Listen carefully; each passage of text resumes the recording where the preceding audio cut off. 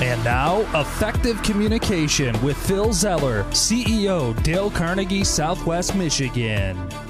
Count them. There are three, yes, three speeches that people think about when it's time to give a speech. There's three. There's the speech that you actually practiced. There's the speech that you gave. And there's the speech that you wish you had given. And Dale Carnegie found this to be true with every person that he worked with. And I could tell you after 22 years, I found the same thing. I've worked with tens of thousands of people working on specific talks that they were going to give and speeches. And there's always these three variables: the one they practiced really hard, the one they gave, and the one they wish they would have given.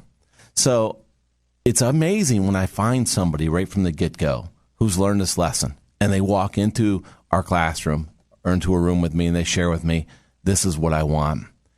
And I'll never forget this moment. Here I was in East Lansing, Michigan, and a gentleman walked into our classroom, and he walked right up to me and he put his finger in my face and he said, "Do you know why I'm taking the Dale Carnegie course?" And I said, "No, sir, but I think you're going to tell me."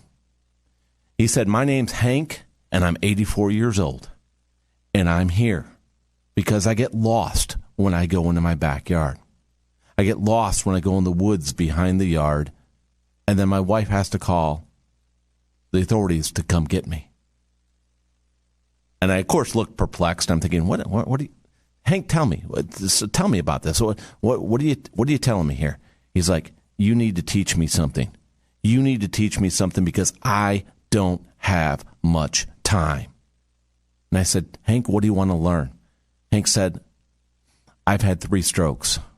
I may die before this course is over, but you will teach me how to say 3 words." And I looked at Hank, and I kind of had an inclination what those 3 words were.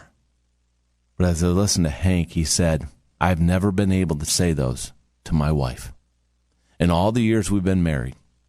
And I am going to say those words before I die. She will hear those words come from my mouth. She's earned it." So there we were. We went through the whole Dale Carnegie course. And at a Dale Carnegie course graduation, we always invite guests. And Hank showed up early. And Hank had his wife. And here's 84-year-old Hank, and his wife was about the same age. And the 3 adult children, all in their 50s. And Hank said, "Do you mind if I have them sit in the front row?" I said, "No, Hank, that'd be great. You know, you get here first, you get the front row. You're VIP, man." So right in the very front row, he positions his wife, his oldest son, his daughter, and his other son right in the front row. And he goes up to the front of the room to share that evening. And he said, "I'm going to ask you to be patient with me because I've got something to say. It comes from my heart, and it comes from all my life, and it comes from everything I've got. So bear with me if you would, please." And he turns to his wife and he says, "Honey, remember that time back in 1947 when we were at that place and we were doing this and you said this to me and this is what we experienced?" And she's looking intently at him with that nodding look. "Yes, yes." He goes, "That's why I love you."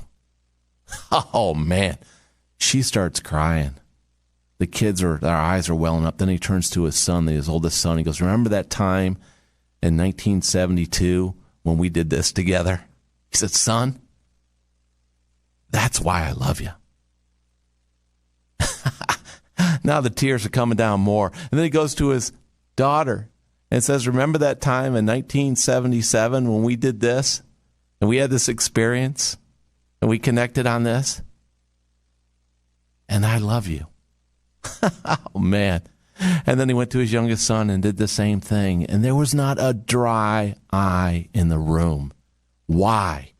Because he connected all the logic of his experience throughout his entire life. He connected it with his body and with his heart. And this is the key. If you want to give the speech, the one you wish you had given, remember to connect the mind with the body and most importantly with the heart. And when those emotions ring true and you truly connect with people, your audience will understand. They'll be connected with you. and you will prove to yourself that you had the courage to deliver the talk that you were meant to give. Now, trust your heart, trust your mind. Go make it happen.